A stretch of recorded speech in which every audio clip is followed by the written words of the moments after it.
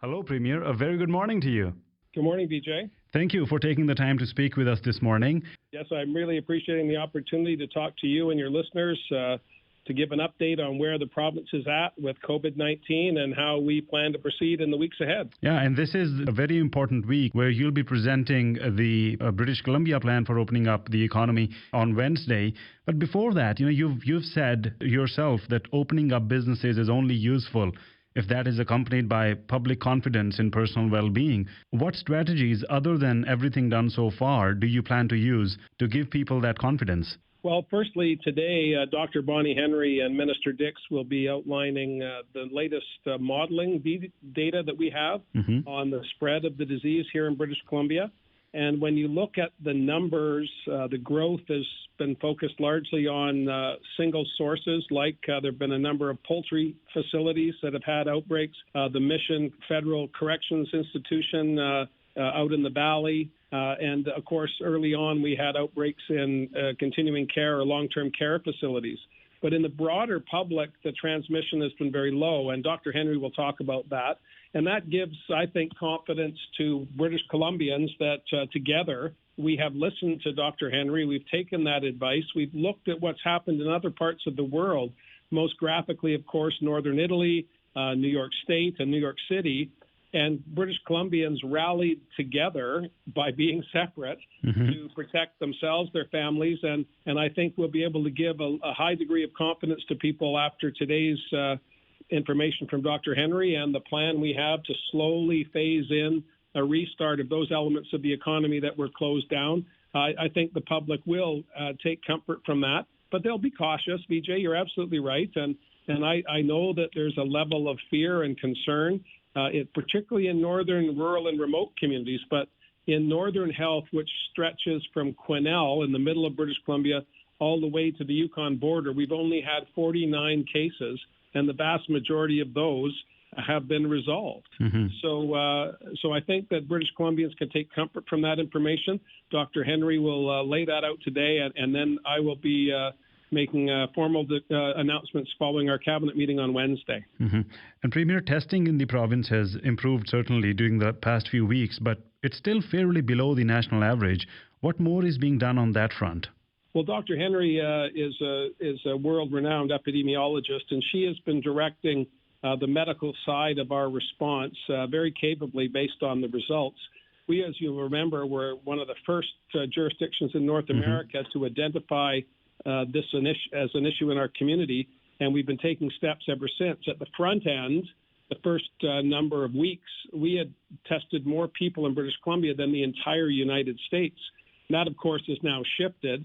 And Dr. Henry's strategy has been to focus on vulnerable groups during this intermediate period, and now she's shifting again to a broader testing pattern so that we can see how widespread the disease was with those who did not have symptoms, and looking at potential antibodies as well. But those are medical decisions, and she's been directing that, and I certainly wouldn't question it based on the successes we've had so far.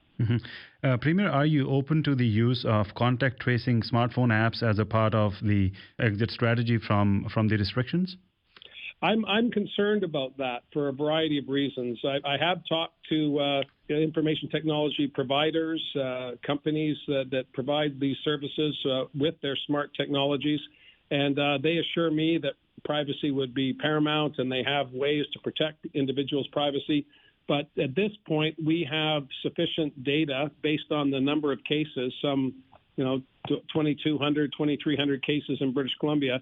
We have sufficient capacity to do the contact tracing without using these intrusive technologies. If that changes, then we'll have a dialogue with British Columbians about that. But at this point, I don't believe that's necessary based on the numbers. Other jurisdictions, of course, are going to approach this differently. But we have always focused on a cross-government made in BC solution based on our vast geography, our dynamic multicultural populations, and basically the work of the BC Centre for Disease Control and the vast experience that Dr. Henry has from her time on the SARS pandemic when she worked in Ontario. She also worked on H1N1 as well as Ebola. So she has vast experience here, and if she determines that technological advances are such that we should use those for contract tracing, we'll do that. But that's not been her recommendation to this point. Premier, I also want to talk about the hike in minimum wage that's slated to happen next month. And the minimum wage is going to go up by 75 cents to $14.60 an hour. Now, is that still something that's on the cards given what's happening? And I know with people who are out of work right now, who work these minimum wage jobs, they rely on this hike, but also now a lot of the small businesses, they may not be in a position to afford this increase. What would you like to say to that?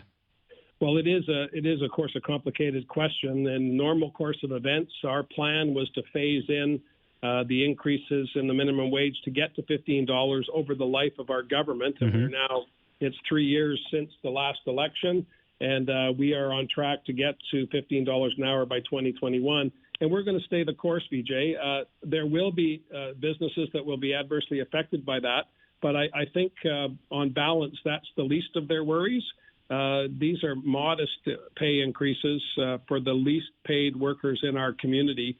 And if a business depends on keeping those low wages in place to get by, then I think the business model is going to be a challenge in this time of physical distancing and the challenges that we talked about right at the outset of people coming back to businesses. Since Friday, we have had 300,000 British Columbians apply for the emergency benefit for workers. That speaks to the level of unemployment across the province. 70,000 renter supplements have been approved for last month, this month, and of course that will carry on into June. So we are doing our part to fill the gaps that we've detected in the federal programs, but the minimum wage is, I think, the least of people's worries at this point, and we're going to work with businesses. One good example would be the restaurant sector, which oftentimes pays low wages, and those wages are supplemented by tips in most jurisdictions.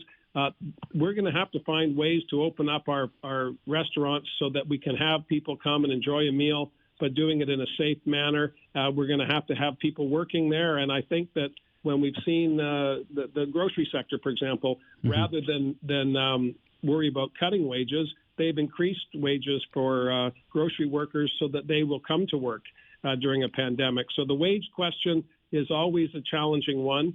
Some will be okay with it, some will not. But we're going to proceed because we believe the least paid workers in our community shouldn't be the ones that pay the greatest price during the pandemic. Premier, a lot of truckers who, especially the ones working on hourly salary, they feel that although they are an integral part of the supply chain, they should be given more incentives to work, especially given these circumstances.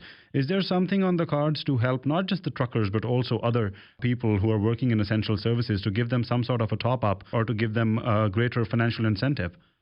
Well, the federal program for a wage top-up for essential service workers, whether they be in healthcare or, as you quite rightly say, keeping our supply chains open and making sure that goods and services are making it to the marketplace here in British Columbia, are absolutely critical. But the vast majority of them get paid more than the bottom threshold that the federal government has put in place.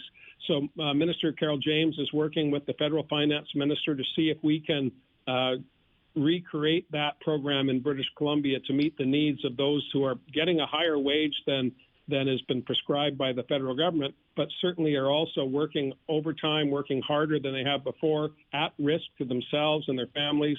That's an area that we've been talking to the federal government about, but I don't have anything to report at this point, BJ, other than to say to those in the trucking sector, those that work in grocery and other supply chain functions within the province, thank you very much for your sacrifices. Thank you very much for being there for the rest of us. Premier, what keeps you up at night? What's your biggest concern these days? Well, you could talk. I know you could talk hours on that, but still. I could. Well, thanks for that. It's what I think about are people. I've said for years that the economy is people. You'll hear economists give you dry details and statistics about GDP growth and debt-to-equity ratios and so on, all very important, and I understand it. But what I do understand more than anything is that if you don't have people, you don't have an economy, and that's been graphically highlighted over the past 8 weeks here in British Columbia and indeed around the world. So what keeps me awake at night is thinking about my neighbors, thinking about British Columbians who are at home. They're concerned about the well-being of their families. They're concerned about what the future holds for them.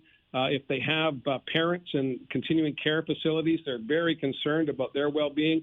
And that's what I wake up thinking about. I think about the 114 people who've lost their lives as a result of this virus here in BC, and the general sense that people want to work together to get out of this. And that gives me hope, and that's what I close my eyes and go back to sleep on, knowing that everyone is pulling together.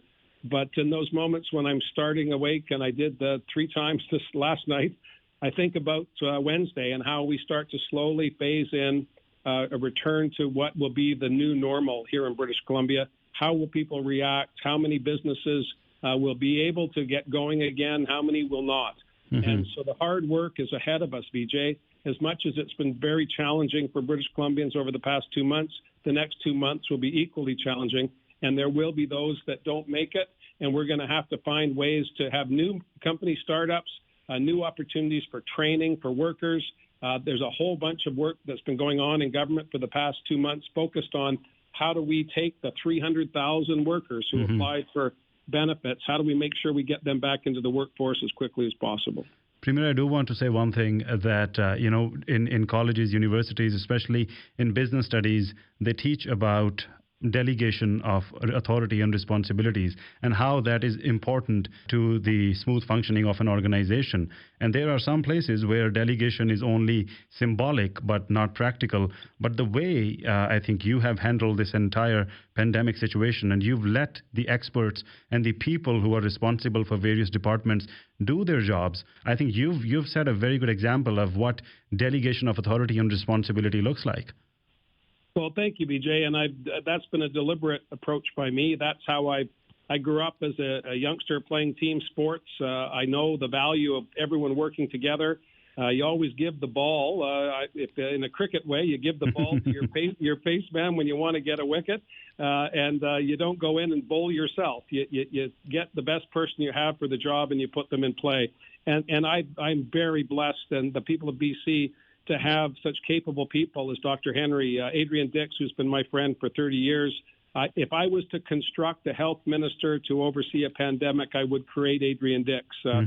Carol James, a lifetime friend of mine who's working hard to make sure our finances are taken care of. And I could go through the entire team. Ravi Kalon, who had stepped up on the border issues to make sure that there were volunteers in the community. I've just been very fortunate, BJ, and when I close my eyes and try and get back to sleep, I think of all of my colleagues and even those in the opposition. I tell you, the nonpartisan approach that we've taken here by all members of the legislature has given the public confidence that the pettiness that oftentimes surrounds our politics at the end of the day means nothing. When life and death is at stake, the future of British Columbia is on the line, everybody's been pulling together. That's not going to last, of course, but it's been satisfying and I'm grateful for the opportunity to be able to let people do their jobs.